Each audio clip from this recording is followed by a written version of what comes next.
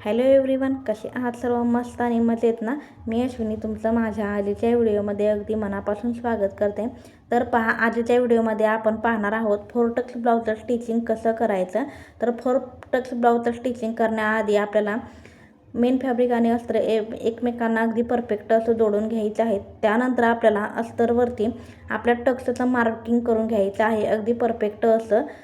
Marking करून झाल्यानंतर तुम्हाला जे टक्स आपण मार्किंग केले होते त्यावरून तुम्हाला अगदी परफेक्ट अशी टीप देऊन घ्यायची आहेत.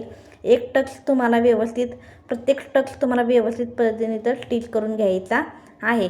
टक्स स्टिच करून झाल्यानंतर प्रत्येक टक्सवरती तुम्हाला हा थोडासा असा नॉर्मली हात फिरवून घ्यायचा आहे आणि त्यानंतर बघू शकता तुम्ही अशा पद्धतीने आपण हा टक्स पाडून घेतलेले आहेत.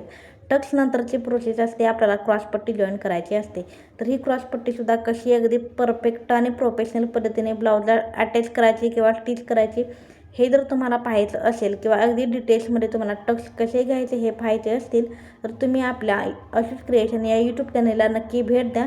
तिथे तुम्हाला सर्व टक्स कसे द्यायचे, क्रॉसपट्टी कशी द्यायची, ब्लाउजला फिनिशिंग कसं करायचे हे तुम्हाला डिटेल्समध्ये सांगितलं जाईल. व्हिडिओ आवडला असेल तर व्हिडिओला लाईक, शेअर आणि नक्की सबस्क्राईब करा. भेटूया नेक्स्ट व्हिडिओमध्ये. बाय.